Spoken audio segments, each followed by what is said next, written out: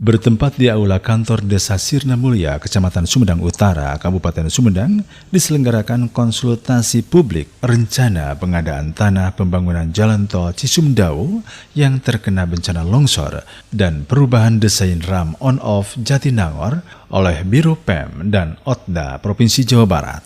Kegiatan tersebut dihadiri PLT Asisten Pemerintahan Setda Kabupaten Sumedang, Camat Sumedang Utara, Camat Jatinangor, DPKPP, dan Ramil, Jatinangor, dan Sumedang Utara, Polsek Sumedang Utara dan Jatinangor, serta warga terkena bencana longsor Jalan Tol Cisumdawu. Satker PPK pengadaan tanah Jalan Tol Cisumdawu 1 dan Soreang Pasir Koja, Martin A. Panjaitan mengatakan, kegiatan ini adalah sosialisasi terhadap permohonan Bina Marga terhadap penambahan perluasan adanya penanganan longsoran di Desa Sirna Mulia yang terjadi di dua dusun yaitu Bojong Totor dan Cibitung. Dikatakannya, saat ini pihaknya sedang menjelaskan bahwasannya akan dilanjutkan dengan penetapan lokasi dan pengadaan tanah dengan total 22 bidang yang terdampak longsoran. Untuk sementara, hanya menunggu kesepakatan dari masyarakat apakah mau direlokasi atau dibayarkan guna menentukannya.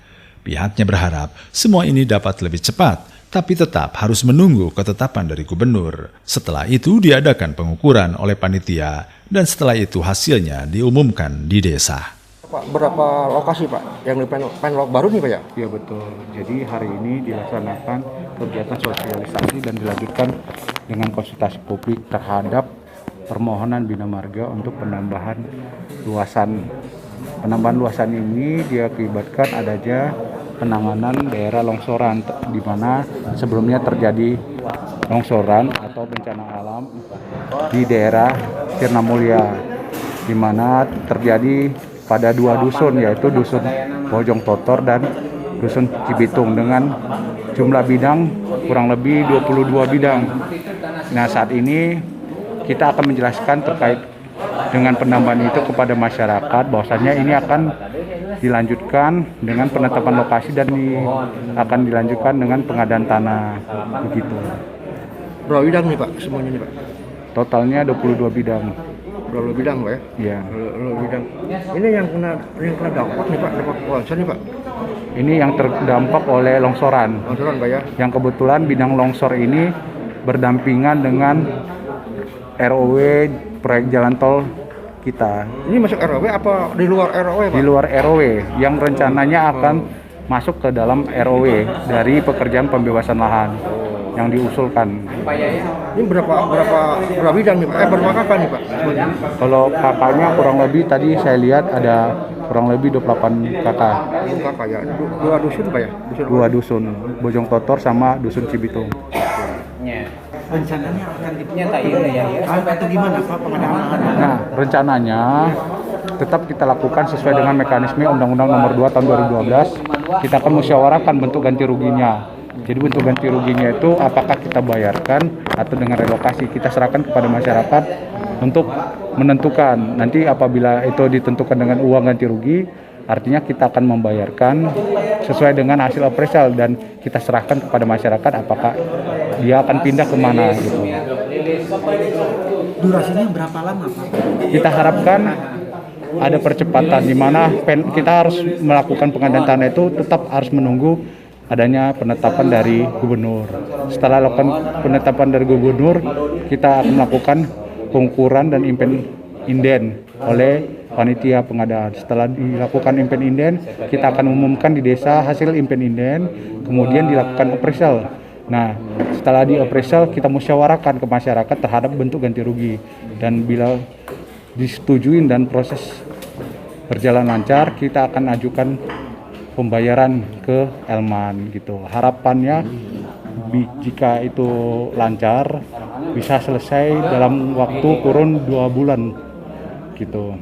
Ini Pak, ini kan warga yang kena ancaman nih Pak ya? Yang kena ancaman longsor nih Pak ya? Betul. Oke Pak. Sementara memang ini sudah terjadi longsor dan apabila didiami saat ini akan membahayakan pada warganya. Jadi memang pada lokasi-lokasi yang berbahaya dalam hal ini kontraktor di lapangan ditugaskan oleh dari Satker Pelaksana Jalan Bebas Hambatan untuk dapat berkoordinasi kepada masyarakat untuk dapat direlokasi sementara agar menghindari adanya terjadinya korban jiwa gitu. Pak, tadi pertanyaan Pak Kades tadi Sina Mulia bahwa ada sekitar berapa orang yang dapat resium setelah lebih kok belum dibayarnya Pak? Mungkin Bapak bisa jelaskan Pak. Jadi kita memang mengajukan pembayaran itu saat ini dengan mekanisme pembayaran langsung yang diajukan ke Elman di Kementerian Keuangan. Jadi dalam hal mencairkan uang di Elman harus diverifikasi ke akuntabilitas dari data dan berkas. Nah, jadi walaupun sudah nerima resume, tapi data dan berkas dari masyarakat harus lengkap dan sesuai. Oleh sebab itu, jika memang data dan berkas belum sesuai, tetap harus dilengkapi dulu dan disesuaikan dulu, baru bisa dicairkan di Elman. Begitu. Jadi beda dengan selama ini, kenapa begitu dapat resume bisa cair? Karena itu anggarannya ditalangin dulu oleh Badan Usaha Jalan Tol, yakni PT CKJT. Gitu. Itu kenapa ada tundaan waktu antara pembagian resume dengan pengajuan pencairan. Pak, bagian yang melengkapi itu siapa, PPK atau desa sendiri Pak yang melengkapi resume? Dalam itu, hal ini kelengkapan berkas itu bagian ranah dari P2T, Panitia Pengadaan Tanah. Nah, setelah dianggap lengkap, dikeluarkanlah validasi oleh Ketua P2T yaitu Kakan BPN Sumedang. Kapan Pak perlengkapan itu Pak dilakukan Pak? Karena ini sudah setahun lebih nih Pak. Jadi validasi sudah keluar dan kita juga begitu dapat validasi karena jalan tol ini sangat dibutuhkan, dibebaskan lahannya, maka kita juga segera saat itu juga mengajukan pencairan ke Elman. Jadi pengajuan sudah diajukan ke Elman, kita berharap pengajuan yang kita di Elman itu segera diverifikasi di Elman dan segera bisa dapat dicairkan. Jadi posisi saat ini sedang menunggu pencairan dari Elman. Kita harapkan kepada masyarakat yang sedang menunggu dapat bersabar dan mudah-mudahan menjelang Lebaran sudah bisa dapat menikmati uang ganti rugi. Pak, untuk klasifikasi masalah harga Pak itu per meternya berapa Pak? Ada klasifikasinya seperti apa? Kalau berkaitan dengan harga, kita serahkan kepada tim appraisal yaitu KJPP. Jadi KJPP akan menilai berdasarkan harga pasar ditambah dengan nilai non fisik yang sebagai nilai tambahan yang diberikan pemerintah sebagai kompensasi. Jadi berkaitan dengan harga per meternya itu tergantung dari pertama lokasi dari bidang tanah tersebut dan kondisi dari bidang tanah tersebut. Jadi variatif. Jadi seberapa sesuai dengan standar penilaian Indonesia, seperti itulah yang harus dilaksanakan oleh KJPP Pak. Pak bisa terangkan sedikit Pak, tadi tentang soal ajang berapa 12 bidang katanya dilempar ke pengadilan Pak, bisa sedikit Pak? Nah, berkaitan dengan belum adanya jawaban dari masyarakat terhadap penyampaian harga yang disampaikan oleh P2T, diberikan waktu 14 hari. Namun telah lewat 14 hari maka sesuai dengan Undang-Undang Nomor 2 Tahun 2012 mekanismenya kita melakukan penitipan di pengadilan untuk menjamin kepastian keberlangsungan proyek jalan tol ini gitu Pak. Itu katanya tidak komplain, tidak apa kok dilempar kayak gitu Pak ya? Tidak. Jadi komplain itu terhadap data BPN. Harusnya komplain itu berada pada saat pengumuman. 14 hari setelah pengumuman itu baru dinyatakan masa komplain. Namun kalau sudah pada saat penilaian dan musyawarah bahkan sudah tahap validasi, maka diputuskan mana yang setuju untuk divalidasi pembayaran dan mana yang belum mendapatkan persetujuan maka divalidasi konsinyasi gitu.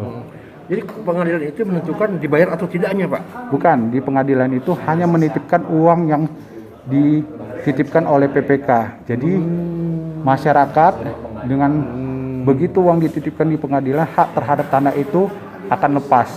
Maka pemerintah dapat menguasai lahan itu untuk digunakan pembangunan proyek untuk kepentingan umum. Nah, sementara masyarakat dapat mengambil haknya itu berupa uang ganti rugi yang dititipkan di pengadilan.